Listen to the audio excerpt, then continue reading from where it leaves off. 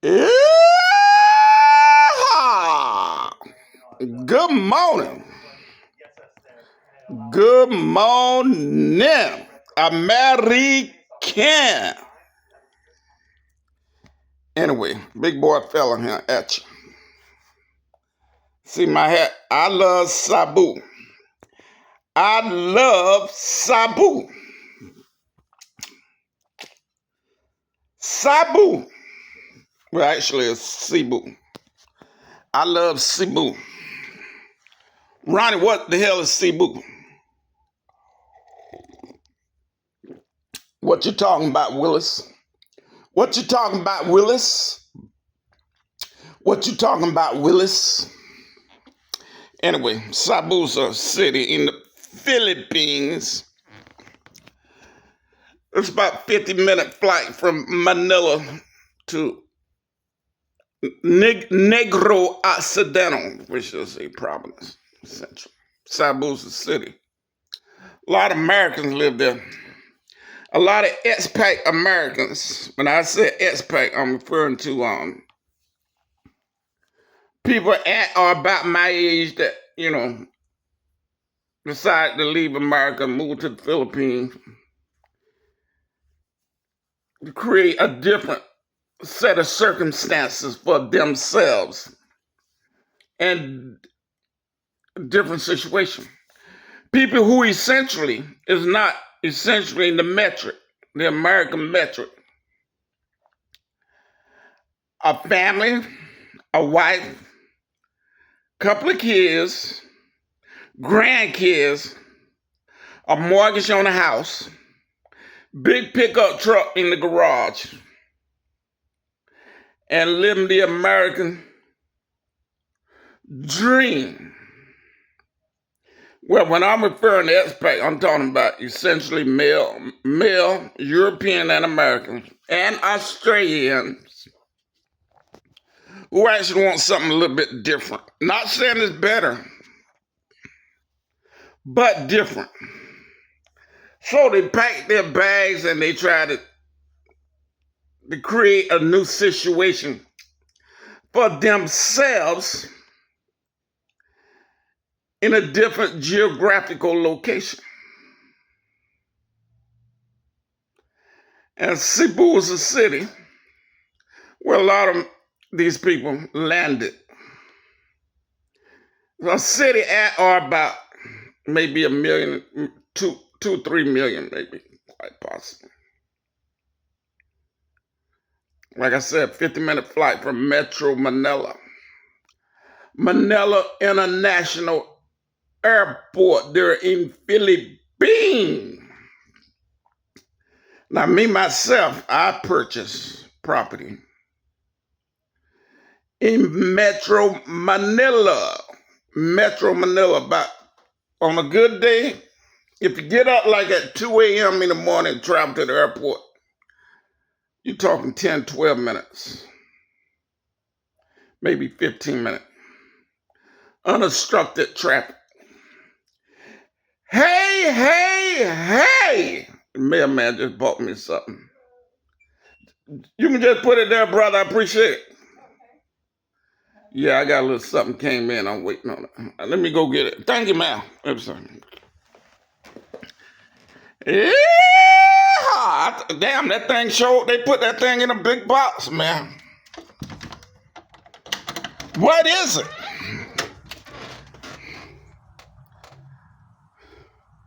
I'm at my Upa house. I gotta water his plants like every 2 or 3 days.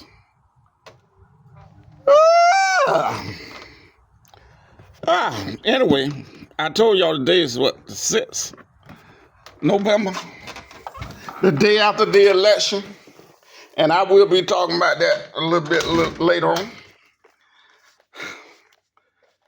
It's currently about, hell, I don't know, 11 o'clock maybe. I didn't get out of bed until till 9 o'clock. No, 10 o'clock, hell. Hell, I don't know what time is it. Let me get my iPhone. Oh, yeah. Oh, shit. iPhone. I don't know how that goddamn light coming off. Anyway, I Biota. Biota. Uh, shit. It's 11 o'clock.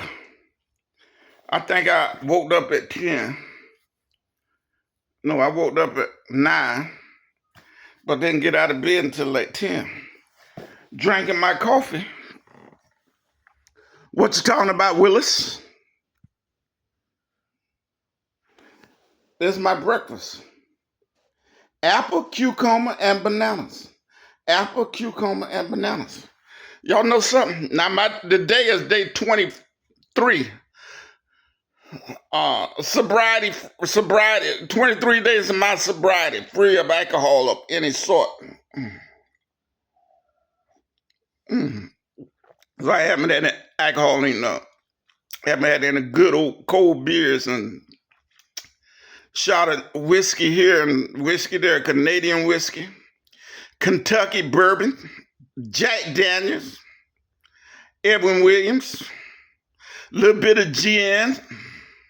Now, I don't drink wine, so hell, I drink, wine ain't my forte. However y'all say that shit. Wine is not my forte. The day is 23. Here's something else rather significant. In these 23 days of my sobriety, I lost 14 pounds. I am now 14 pounds lighter than I was 23 days ago.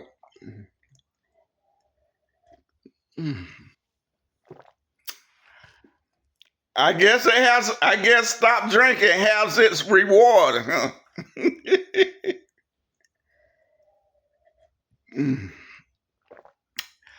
I am 14 pounds lighter than I was 23 days. I keep this stuff up. I'm gonna have to go back to my old wardrobe. Anyway, you'll see what's in this box right here. United States Post Office. I'll tell you what it is, man. This is a camera lens. Y'all know I bought a camera since I've been here. I bought that Canon camera. And I bought a few lenses too, to be honest with you. I shouldn't have, but I did. One of the things I wanted particularly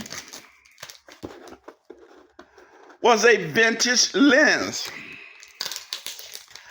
I am the biggest sucker on the universe for vintage lens. Oh, get this shit open. And so I found, now I actually got this lens in El Paso. But I bought it again because I'm not in El Paso. Lens in El Paso. I'm here in Florence, well, Timbersville right now, South Carolina. And so that lens in El Paso, Texas, does me no good here in Florence, South Carolina. So I went on eBay and bought me another one. I found this one here. If I can get the shit open. And I figure I'll use it while I'm here in Florence, South Carolina. To the bus. I was able to find this lens from a Salvation Army store in Fort Myers, Florida. I got this lens from a the seller was Salvation Army store, Fort Myers, Florida. Lens cost $24 plus a little bit of shipping, maybe another $8 in shipping. There it is, right here. It's in the box. It's in the case. The lens, it's a Pentax Tacomar. This lens has some degree of radiation because they use radiation putting this lens together. This right here is a 1968 model. Got a metal cap. This is great, huh? I would have, because it's got the metal cap and the case that the lens came in. The metal cap and the case. I man, this lens in pretty good shape. I'm sure the seller who owned the lens probably took really good care of it. Here's the lens right here. That's the lens. $24, I think I paid for this thing. 23 or 20. Looks in good shape. Looks to be in good shape, huh? Oh man. It's a little bit yellowish. That thorn, they use that radiation here in the production of the lens. They help with the colors. A lot of lens manufacturers did that in the in the 60s and 50s and 60s. There's a filter. It's got a filter on it. Let's see. It would be a UV filters. I always take the filters off because I don't particularly care for shooting with filters. Yeah, oh man, it's in great shape. Man, that thing looks really good. It's a screw mount, so it's an M42 screw mount, which all these vintage lenses are. M42 screw mount. I'm trying to get another one on eBay. Coming out of Ukraine. Coming out of Ukrainian. I'm bidding on it. Hopefully I win it. For like the last 2 days, I was the only one bid on it, but now I see somebody else done came in there and tried to steal the thing from me. So now I'm gonna have to focus on that lens from Ukraine, which I got more than another 24 hours before the auction end, and try to get that one. But this has the Pentax Tacomar. I put this on my Canon 6D, and it should work real well. Like I said, I paid $24. Let me see if the aperture work. Oh man.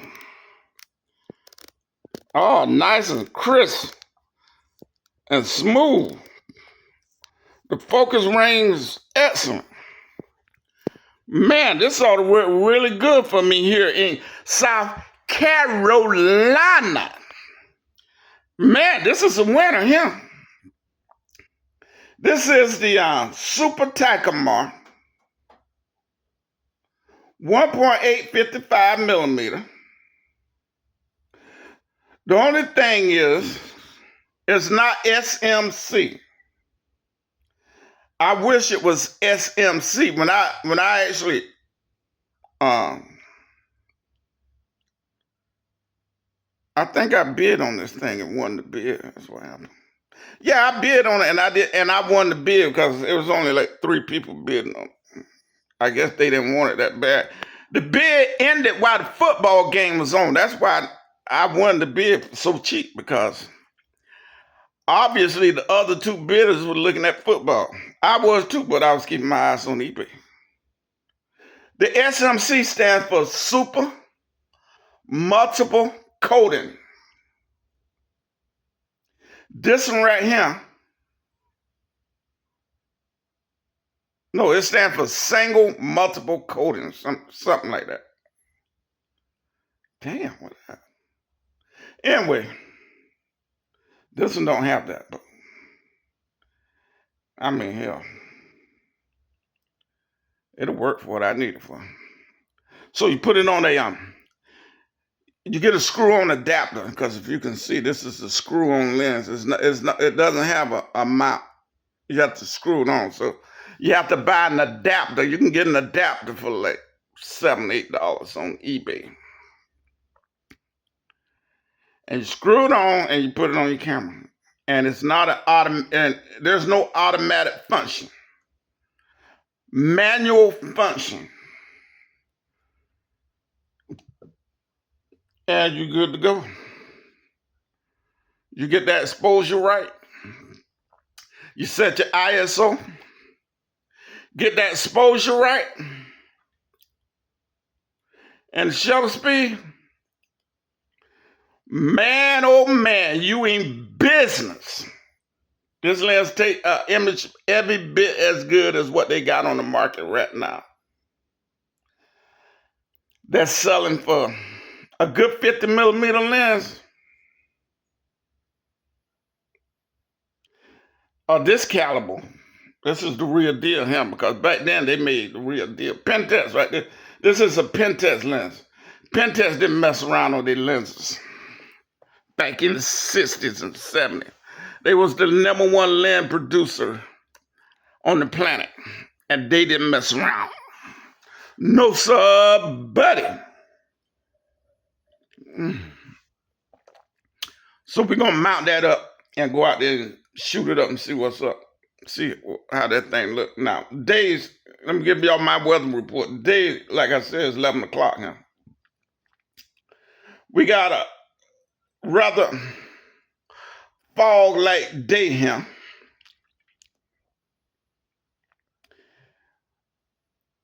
Overcast, most likely. Low clouds. Probability of rain may be a little bit less than 10%. Who knows? I'm not really sure. Scattered clouds, essentially. Current temperature at or about 75 to 80 degrees. Humidity relatively low at about 20%. And a breeze coming out of the west, quite possibly northwest, at or about 1 or 2 miles an hour.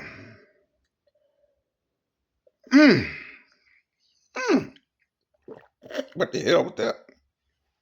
What? Something in my goddamn coffee. So it's a perfect day to put that lens to work. These are the days you want when you want to do shit like that, right?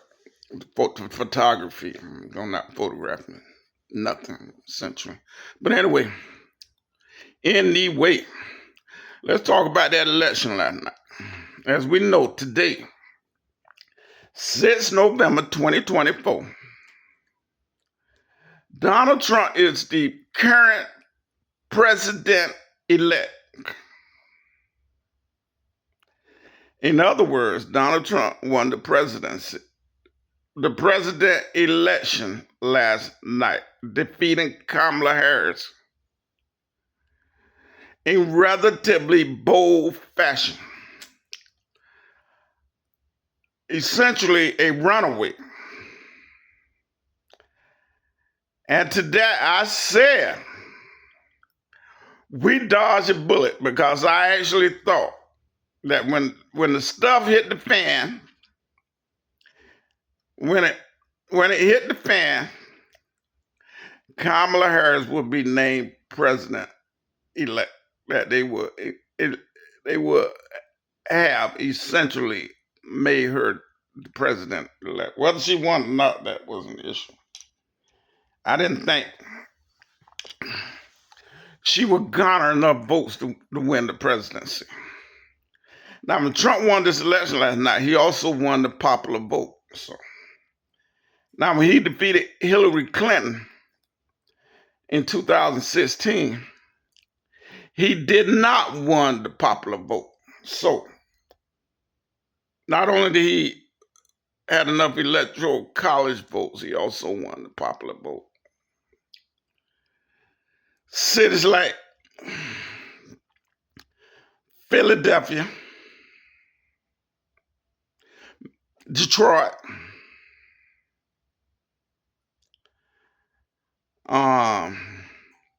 Milwaukee, Atlanta, Nevada, Las Vegas. I don't think he won Minnesota. So I don't think. Yeah, he didn't win Minnesota. those cities actually showed up for Donald Trump. Now, the race was a lot closer than, it was relatively pretty close. But the only thing is, those cities actually showed up for Donald Trump. Well, essentially what happened was the black male vote was significant. I hate to put it like that. Now, a lot of black women went for Trump also. But as far as the black male vote, Trump got nearly 24% of black male vote. As opposed to 2000. As opposed to 2000, he only got like 19%. And in 2016, he's got less than that. He got like, I think 17% of black male vote, something like that. So a lot of black males did not cast a ballot for Kamala Harris. Doesn't mean they voted for Donald Trump. Essentially, it means that they didn't vote for Kamala Harris. So therefore, she didn't carry those cities. Because if she would have overwhelmingly carried those cities, we'll be having Kamala Harris as president-elect this morning, but it didn't happen. And essentially, in my opinion, we dodged a bullet. We actually dodged a bullet because I'm telling you, in my humble opinion, I think America needs new leadership. We need to scrap what we got right now and start over. Build something else. Ain't no need us,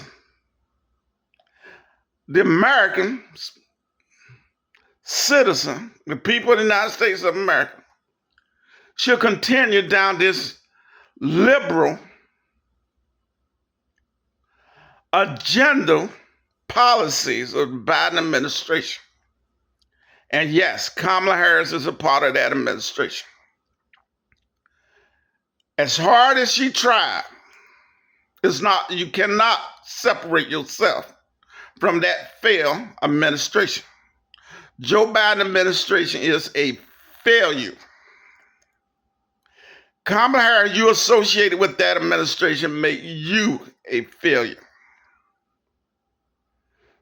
You can't separate yourself from it. And it was time, and my hat goes out to the American people. They realized that, hey, we need a new direction. We need to turn this ship around because we're heading in the wrong direction. Again, my hat goes off to Donald Trump. Reclaim his throne as president of the United States of America. Now, doesn't mean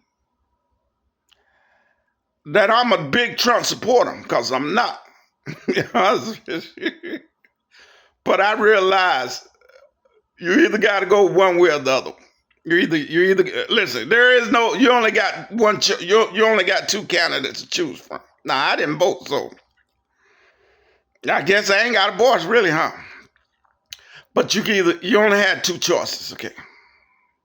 You could have stayed with status quo, things as usual, which would have been Kamala Harris, more immigration, with a depressed economy that's failing essentially. High mortgage rates, high interest rate, high unemployment. You could continue down that road. Nobody can afford a house anymore. Houses are high as hell. I mean, in 8 years, from the time COVID hit until now, houses have more than doubled. Can you imagine a house that sold for $150,000 4 years ago in 2019? That house is now selling for $300,000. Who can afford that shit, man? Wages haven't doubled. In fact, your wages essentially have probably been depressed. These companies are saying they can get away now with paying less wages than before because there's no competition out there, essentially. But anyway, we can continue to travel down that road, or we can say, hey, we need to back up and try something different. And that's what Americans did last night. And hopefully, with this Trump administration, we can start seeing things a little different. Maybe the confidence of the American people will return. And maybe with some good presidential policy, it can start making a difference in people's lives. That's all I got to say about that. Anyway, tell everybody y'all know I said hello. We'll see you down the road. Y'all be good now. You're here. Yeehaw! Let me go out here and test this land out here. See, I'm trying to find my knife so I can eat my breakfast. Let me let y'all see my breakfast one more time. Got Gala apples, cucumbers, and monanas. Anyway, we'll talk to you later. Adios.